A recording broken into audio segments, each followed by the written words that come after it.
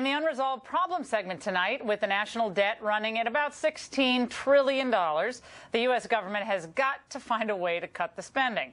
Enter Wisconsin Congressman Paul Ryan. He's the chairman of the House Budget Committee, and he recently unveiled the GOP's budget plan that proposes $3.3 trillion in deficit cuts by overhauling Medicare and the tax code, among other things.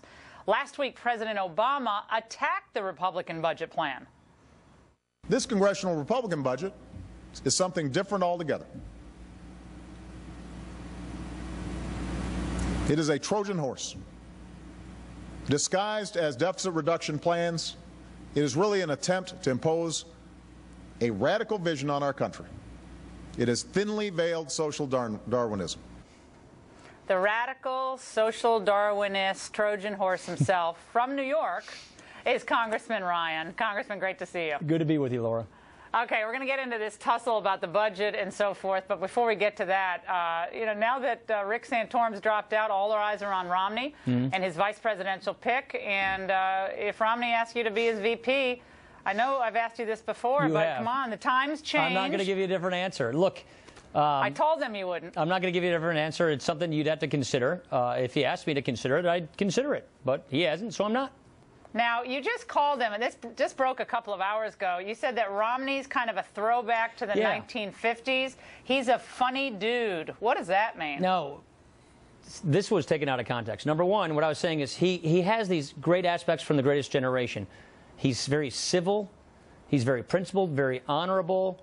He has an earnest way about him, like leaders from the 50s. And when I say he's a funny dude, is he's got a very witty sense of humor. I said he's got a very quick mind. And he's very quick on humor and wit. So this is what happens when bloggers slice and dice your comments and make that kind of an appearance. What I said was, this man reminds me of leaders from the greatest generation. Civil, honorable, earnest. And he's got a very fast mind, and he's a really funny guy. Okay, well, see, I've always called him Ward Cleaver, but I love Ward Cleaver. Yeah, Ward Cleaver, that's what I think of. I think of, I grew up watching Leave It to Beaver, idealizing Mr. Cleaver, Ward Cleaver, and he has these great attributes, which is he's a very nice, civil man. He's very earnest. Right, we need someone to sort of set us straight. Wally and Beaver did, too. Yeah. So we need an honest, mature adult in the classroom. Exactly. Okay? That's the point I'm trying to make. I get it. Okay, I get it. Congressman, let's move on to this budget question, because the president clearly is seeing you, whether you're the vice presidential nominee or not, seeing you and your budget as a target in this campaign. Yeah. And one of the things he's really saying is, well, what your plan does is you put more of a burden increasingly on the elderly. So they're going to have to pay for more of their health care down the road. Dana Milbank says it's $770 billion of new fees and burdens on the poor. It adds up to trillions over time. And that's the wrap on you. Look, we're used to these verbal tantrums from the president. This is just like the speech he gave last year. What the president has basically decided to do, instead of offering solutions of his own to prevent a debt crisis, wait for the Republicans to offer their solutions, then attack them. I think he's decided, rather than run on his record, which he can't, distort ours and speak to us as Americans in divisive ways to distract and distort the country, distract them from the election. Look, here's what happens, Laura, if we have a debt crisis, something that the president's policies bring us toward. People who need government the most, people who are poor and elderly, they're the ones who get hurt the first and the worst if we have a debt crisis. By getting our fiscal house in order, we prevent a crisis from happening so that we can protect those who need government the most. With respect to the poor, Obama's policies aren't working. We have the highest poverty rates we've had in a generation. 1 in 6 Americans are in poverty today. These policies are making it worse. So why should we keep throwing money at failed programs? What we're saying is let's reform these programs to get people off of welfare and back to work. Let's get economic growth policies so we can actually have a growing economy with job creation and economic opportunity to the people who've never seen it before. We want to take those successful ideas we used in the late 90s for welfare and put those in place for the other welfare programs so we can get people onto lives of self-sufficiency.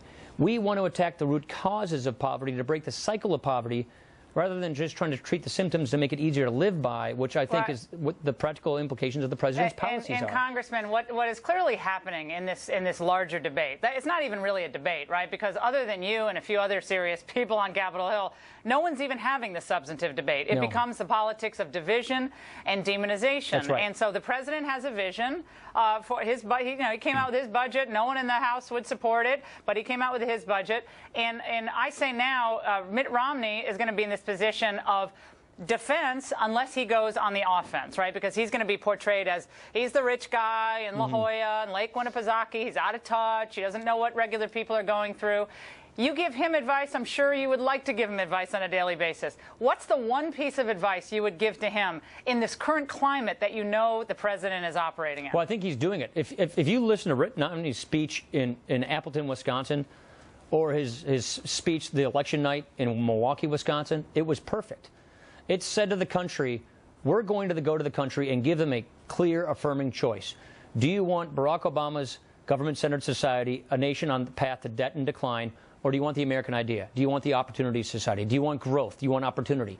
This is the choice that we're going to give the country. We're going to at least give the country the choice of picking which path they want America to go on, because this election, we will be choosing a path. And the question is, do we do more of the same? Do we go down the president's path of debt and decline, or do we reclaim the American idea back to prosperity? And that is what Mitt Romney is offering the country. And Congressman Ryan, were you surprised that Rick Santorum didn't pledge that he would support Mitt Romney on the campaign trail and begin campaigning with him? I just heard about this, so I didn't hear what he said in Gettysburg. But my guess is he's probably talking about his own campaign and that he'll have plenty of time later on for supporting and rallying around the nominee. But right now, I think he did the statesman-like thing. He should be proud of the campaign. We're praying for his daughter. We all should be doing that. And I think Rick has his due today. And I think he didn't want to my guess is he just wanted to talk about his own family, his own campaign. There'll be plenty of time for rallying around our nominee. Congressman, thank you so much. You bet. And coming up next on The Rundown, President Obama is pushing his tax the rich